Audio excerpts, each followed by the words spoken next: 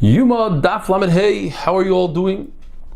Today's first email comes from Larry Kozowski from Dallas. Dear Rebelli, just got home from Shulman Shabbos and tuned into your YouTube's Daf today. I'm really hoping to move to Israel years in. Until such time, watching the MDY shir and learning once a week on Zoom with a friend in Yerushalayim helps me keep me connected. No, the song everyone sang tonight before the shir really touched me.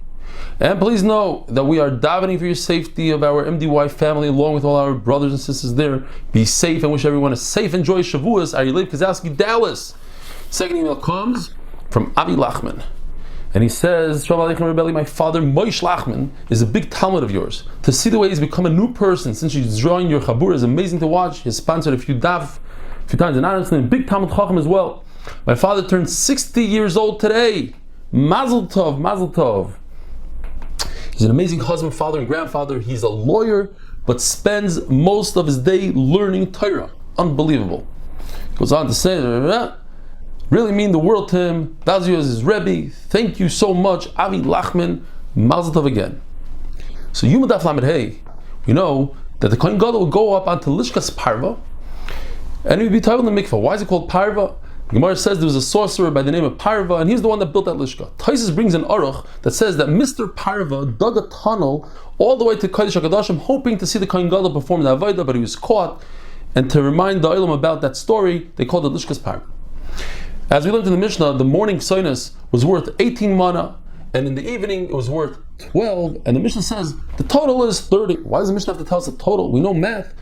And the answer is to teach us that as long as it's worth 30, it doesn't matter how you break it up. The morning beggar should be more expensive than the evening one, but they both should total 30 at least. Why is the morning more expensive and more valuable than the evening? Because the pasuk says the word bad 4 times and teaches us the morning, and it's talking about the morning should be mufchar. Kohen Gadol could wear a beggar that his mother made for him, a private beggar, as long as it's for avodah of a yachid. For instance, removing the machta, the shovel of the ketores from the Kodesh HaKadoshim, that's considered an avodah you could do with such a beggar, and you must give it over to the tzibur, then it's okay, and we're not concerned that he might not give it over completely.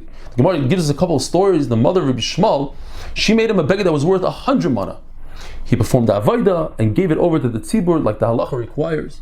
The mother of Rabbi Elazar ben Charsaim, she made him one that was worth 20,000 mana.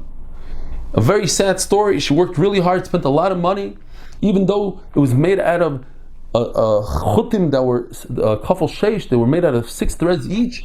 Nevertheless, it was so fine that it was see-through, and Chacham said if it's see-through, you cannot wear it. The Gemara tells us, the famous Gemara, when it comes to learning Torah, there are no excuses. We heard all the excuses in the world. There are no excuses. If a person is extremely poor and he's very busy with parnasa, and they tell him, were you poorer than Hillel HaZaken? Whatever Hillel earned, half would go to his family and half would go to the gatekeeper of the Beis Medrash. And one day he didn't have enough money and they wouldn't allow him in. The famous story, he climbed to the rooftop to peek through the skylight to hear Divrei Elokim Chayim from the famous Shmaya V'Avtalion, the Zugos who were Gerim. And the entire night it was snowing and he got buried in the snow and it knocked him unconscious. In the morning they look up and they see there's no light and they see that there's a human being taking up the skylight. So they ran up there, got him out of the snow, bathed him, defrosted him in front of the fire, and they said, this special person, he's Roy, that we should be Mechal Shabbos for him. And if a person is so wealthy, he has so many employees, he has a lot of businesses going on, they say, how come you're not learning Torah? Are you wealthier than Rebbe Elazar ben Charsaim, the one we just mentioned? His mother made him such an expensive ksoinus, that his father gave him B'Yerusha 1,000 cities and 1,000 ships. He had all the excuses in the world. Yet, with all that money, he didn't have one of his servants take him. He took a little jar of flour, put it on his shoulder, and he went from city to city, from country to country, just to learn Torah. In fact, nobody recognized him. His own employees didn't know who he was. They once found him, and they didn't recognize him. They grabbed him, and they made him be a slave to pay off the taxes. At the end, they let him go. Some say he even paid them off.